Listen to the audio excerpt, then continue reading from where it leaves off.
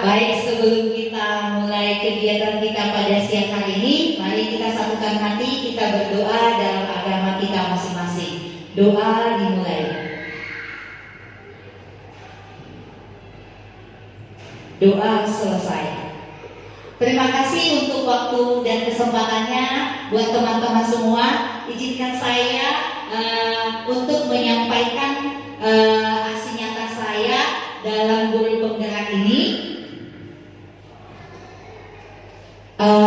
Adapun menyebarkan pemahaman dan penerapan pengalaman budaya positif di sekolah. Konsep inti yang budaya positif yang akan saya jelaskan adalah perubahan paradigma, disiplin positif, nilai-nilai kebajikan, kebutuhan dasar manusia, motivasi perilaku manusia, posisi kontrol guru, keyakinan kelas, dan segitiga restitusi. Apakah itu pembelajaran dengan paradigma baru? Nah, pembelajaran dengan paradigma baru merupakan pembelajaran yang dirancang berdasarkan prinsip pembelajaran berdiferensiasi sehingga para peserta didik belajar sesuai kebutuhannya berdasarkan tahap perkembangan sesuai teori psikologi modern untuk mewujudkan profil pelajar Pancasila. Apa saja profil pelajar Pancasila? Beriman, bertakwa kepada Tuhan Yang Maha Esa, berkebinekaan global, bergotong royong, kreatif, bernalar kritis, dan mandiri. Baik, selanjutnya perubahan paradigma belajar. Nah, perubahan paradigma belajar menurut teori Dr. William Glasser bahwa ilusi guru mengontrol murid. Ilusi bahwa semua perbuatan positif efektif dan bermanfaat. Ilusi bahwa kritik dan membuat orang merasa bersalah dapat menguatkan karakter. Ilusi bahwa orang dewasa memiliki hak untuk memaksa.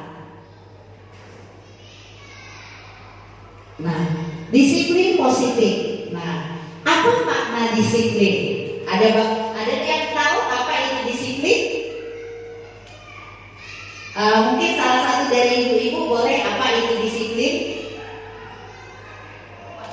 Paksaan yang menjadi kebiasaan. Oke, paksaan yang menjadi kebiasaan. Terima kasih Bu Sur. Oke, apakah itu disiplin? Nah, kata disiplin berasal dari artinya belajar. Disiplin mengacu pada disiplin diri yang memiliki tanggung jawab terhadap apa yang dilakukannya berdasarkan nilai-nilai yang diyakini. Disiplin positif merupakan salah satu cara penerapan disiplin yang bertujuan untuk menumbuhkan kesadaran serta memberdayakan peserta didik tanpa imbalan penghargaan atau reward, ancaman ataupun hukuman. Nah, sebagai pendidik, tujuan kita adalah menciptakan peserta didik yang memiliki disiplin diri sehingga mereka berperilaku mengacu kepada nilai-nilai kebajikan universal dan memiliki motivasi instrik dalam perilaku ke arah yang lebih baik. Nah, tadi Bu Sur mengatakan betul juga. Nah, tapi disiplin itu mengacu kepada tanggung jawab. Nah, apakah nilai-nilai kebajikan itu? Nah, biasanya nilai-nilai kebajikan itu ada 9, tapi saya ambil hanya 3 aja.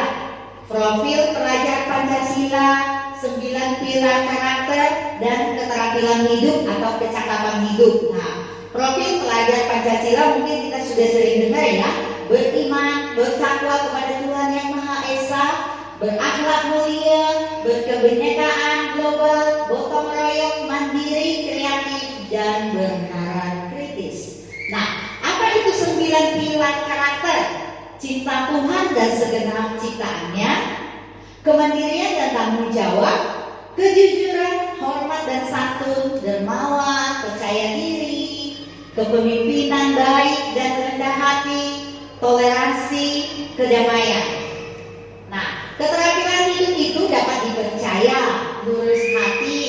pendengar yang aktif, tidak merendahkan orang lain, dan memberikan yang terbaik bagi diri sendiri. Itu adalah nilai-nilai kebajikan. Nah, selanjutnya kebutuhan dasar manusia.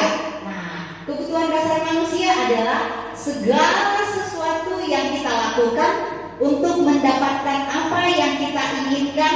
Seluruh tindakan yang kita lakukan memiliki tujuan tertentu, yaitu dalam rangka agar kebutuhan dasar kita terpenuhi dengan baik. Nah, di sini saya ada gambar ilustrasi apa saja itu kebutuhan manusia.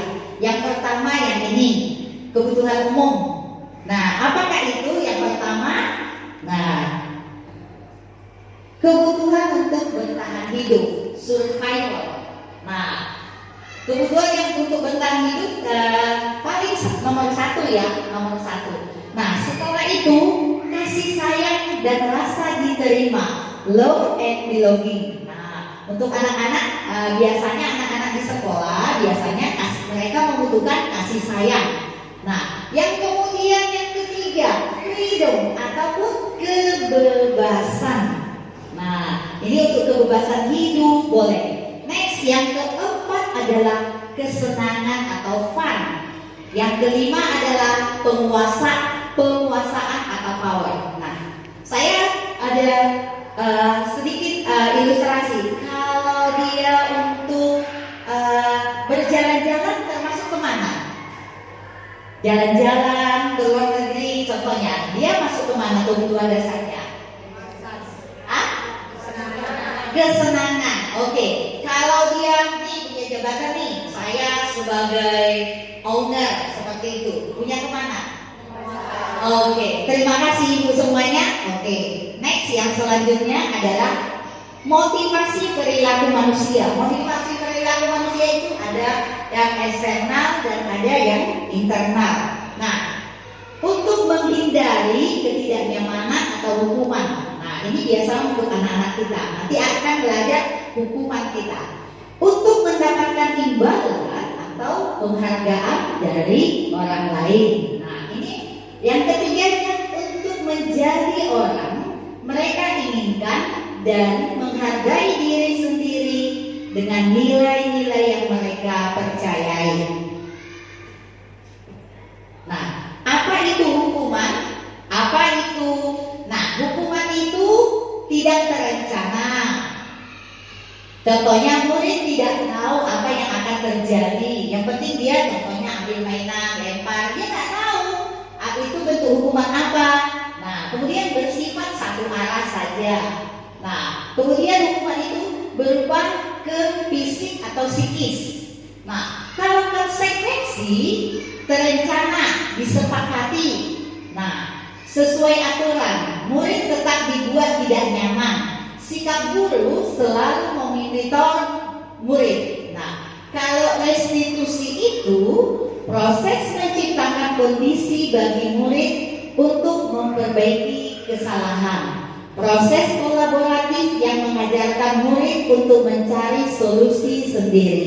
Oke, kita bermain ini dulu, bermain game tentang mari berlatih ya. Oke. Nanti ibu-ibu sebutkan dia hukuman, ada dua, hukuman atau konsekuensi. Oke, hukuman atau konsekuensi. Nah, lari mengelilingi lapangan. Ayo, itu hukuman atau apa? Hukuman atau konsekuensi? Oke.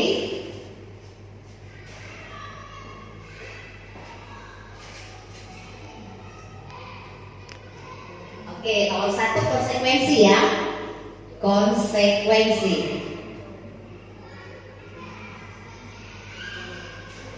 Oke, next nomor dua. Membersihkan coretan yang dibuatnya di meja. Apa? Oke, konsekuensi.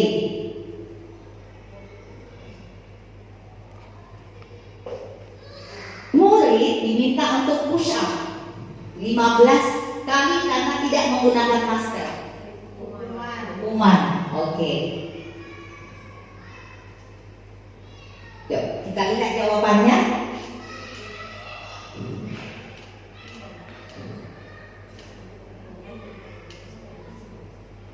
Oh, lari mengelilingi lapangan, ternyata dia ke hukuman, lebih ke fisik.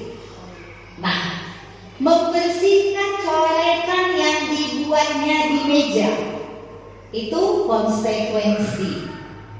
Nah, murid diminta untuk push up 15 kali karena tidak menggunakan masker, hukuman. Nah, berarti yang benarnya, yang salahnya ada 1. Oke, tepuk tangan buat kita semua. Oke, next, satu lagi.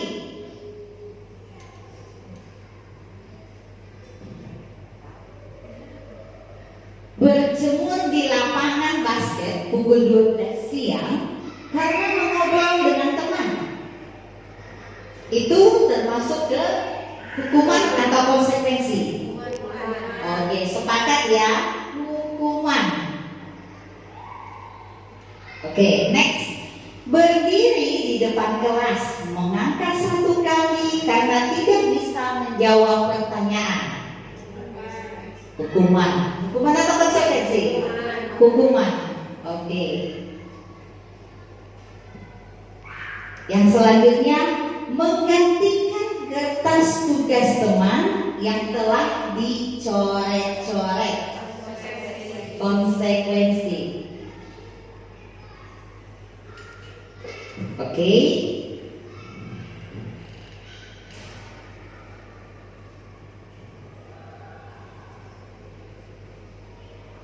Berjemur di lapangan, hukuman, betul. Berdiri di depan kelas, hukuman, betul. Menggantikan kertas tugas teman-teman yang dicoret, konsekuensi. Wah, hebat ya, tepuk tangan buat kita semua. Oke, nah, mungkin kalau tidak seperti itu, kita tahu hukuman itu apa, konsekuensi itu apa. Oke, selanjutnya.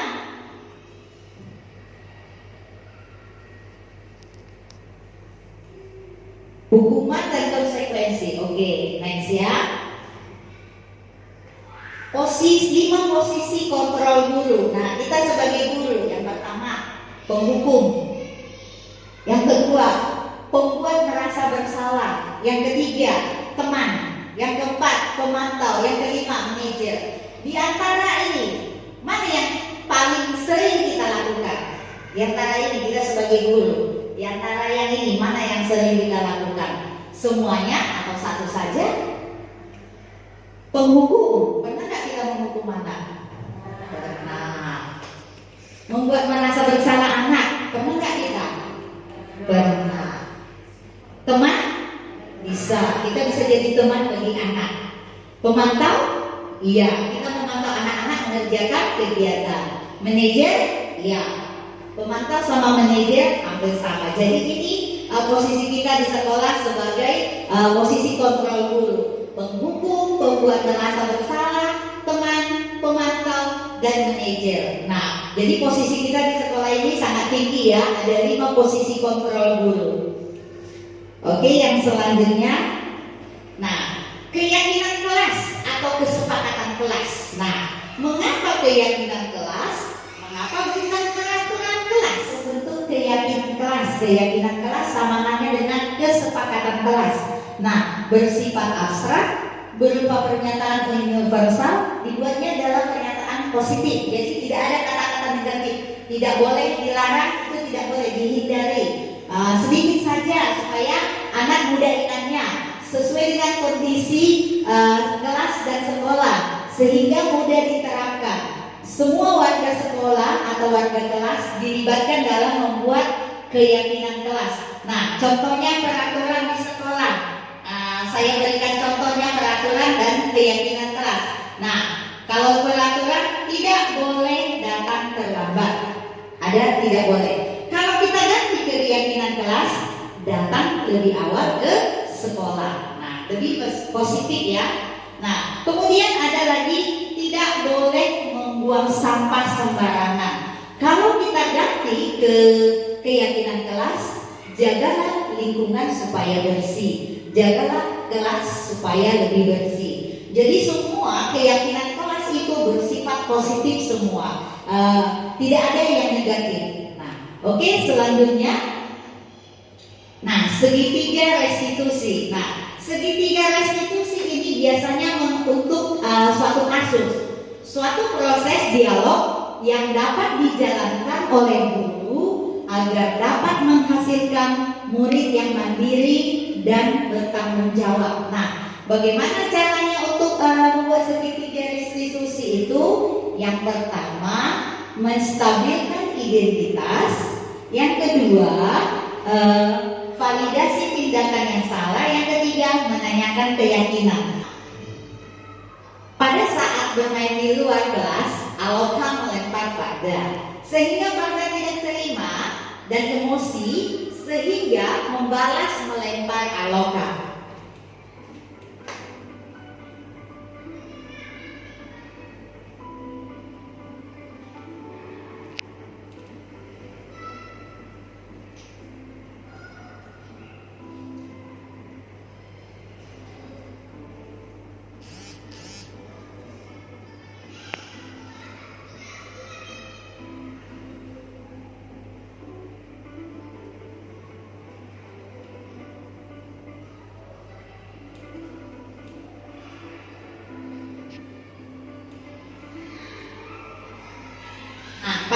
Pada kasus ini saya menstabilkan identitas. Saya tanya dulu kepada warganya, kenapa dia bisa sampai melempar mainan dan membalas. Nah, di situ adalah setelah itu saya akan validasi tindakan yang salah. Saya tanya kepada Farda, kemudian Farda menjawab. Nah, pada saat ini adalah validasi tindakan yang salah. Selanjutnya, menanyakan keyakinan, boleh gak melempar, boleh gak menyakiti teman. Nah, itu termasuk kepada keyakinan. Dan saya tanyakan lagi kepada boleh gak kamu melempar mainan sehingga temanmu terluka. Nah, disinilah kita tanya jawab terhadap anak itu, dialog terhadap anak itu, dan memberikan penguatan ataupun motivasi. Nah, jadi contoh rangkaian ceritanya seperti itu untuk menangani kasus yang ada di sekolah. Oke, kita lanjut sedikit lagi. Nah, ini tadi segitiga restitusi, cara penanganan berbagai kasus di dalam kelas atau di sekolah. Nah, selanjutnya, tahapan-tahapan segitiga restitusi itu yang pertama, menstabilkan identitas. Nah, kita sebagai guru boleh, berbuat salah itu gak apa-apa, itu manusiawi kok gitu. Nah, Miss juga sering melakukannya seperti itu. Nah, kemudian kita tanya lagi. Nah, kita mencari kasusnya itu apa terhadap yang dialami si anak. Nah, itu tahapan yang pertama, menstabilkan identitas. Next, selanjutnya, setelah kita stabilkan identitasnya, kita tanya, kamu pasti punya alasan ya, mengapa melakukan hal itu. Nah, kamu patut bangga pada dirimu sendiri karena kamu telah melindungi sesuatu yang penting buatmu. Yang ketiga, menanyakan keyakinan. Apa yang kita percayai, kelas atau keluarga? Apa nilai-nilai umum atau kesepakatan kelas yang telah kita sepakati? Nah, apa bayangan kita tentang kelas yang ideal? Kamu mau jadi orang seperti apa nanti? Nah, di sini menanyakan keyakinan kepada si anak. Oke, yang selanjutnya, penutup. Nah, dalam penerapan disiplin positif, hendaknya guru memiliki standar kepribadian, profesional dan sosial yang baik, di mana guru mampu merefleksi dirinya dalam posisi kontrol saat ini. Bagaimana perjalanan dirinya sebagai among atau manajer yang menuntut murid-muridnya menjadi insan yang mandiri, merdeka, dan bertanggung jawab sesuai dengan standar pendidikan nasional. Nah, cukup sekian ibu-ibu semuanya, teman-teman semuanya. Kalau ada mau menambah atau memberikan ide atau masukan, saya persilakan atau menanya tentang apa. Oke, baiklah ibu-ibu semua. Ada lagi nih semua ditanyakan, ayo. Ada lagi atau masukan ide gitu, Bu Delce? Tak ada, oke. Mungkin sudah pada tahu semua lah ya. Jadi yang penting kita posisi kita sebagai guru tadi, ya, posisi kontrol ya, posisi kontrol guru. Nah, kita akan mungkin beberapa kita akan membuat keyakinan kelas kita masing-masing. Nah, keyakinan kelas sama peraturan. Dari peraturan diturunkan ke keyakinan kelas. Nah, keyakinan kelas itu memotivasi anak-anak juga ya. Nah, mungkin cukup sekian buat teman-teman semua. Terima kasih untuk waktu dan kesempatannya yang telah diberikan kepada saya. Nah, di sesi berbagi praktek ini, semoga saya semakin merefleksikan diri dan khususnya dalam mengikuti guru penggerak ini. Terima kasih. Sebelumnya kita tutup, kita berdoa bersama-sama sesuai dengan agama kita masing-masing. Doa dimulai. Doa selesai. Oke, terima kasih. Kita tepuk tangan buat semuanya.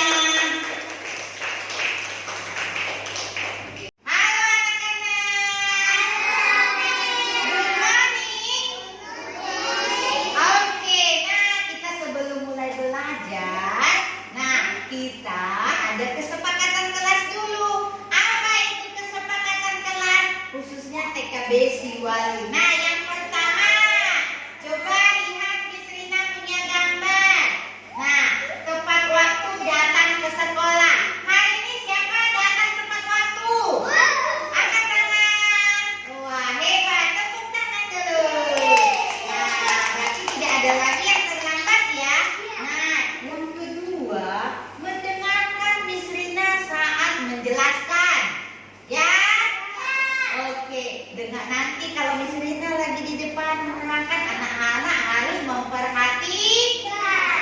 Oke. Nah, yang ketiga, menjaga kelas supaya tetap bersih ya.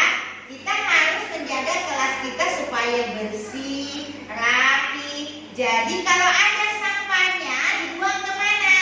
Dibuang ke tempat sampah. Wah, hebat. Tepuk tangan yang lain. Oke. Nah, yang keempat, berbicara yang sopan. Harus bicara sopan sama siapa? Sama guru dan sama teman-teman. Oke. Nah, yang kelima, saling membantu ya, Ben. Nah, kalau ada temannya terjatuh, harus dibantu. Kalau temannya ada sesuatu yang dicari temannya nggak dapat, harus dibantu. Harus saling menolong. Oke. Yang keenam, mengingatkan teman jika melakukan kesalahan. Nah, contohnya nih Lelin. Nah, ini Marsya. Lelin sama Marsya, nah, berantem. Ya, kemudian datang si Rania. Nah, Rania bilang, kalian tidak boleh begitu ya, tidak boleh berantem. Itu saling mengingatkan teman. Oke. Nah, ada berapa tadi kesepakatan kelas kita? Ada berapa? 6. Oke. Nah, hari ini anak-anak silakan menempel kesepakatan kelas kita di depan di papan tulis. Oke, dimulai dari Lelin. Ayo, tempel. Oke, tempel. Iya. Next, ayo selanjutnya tempel. Ayo, maju. Nah,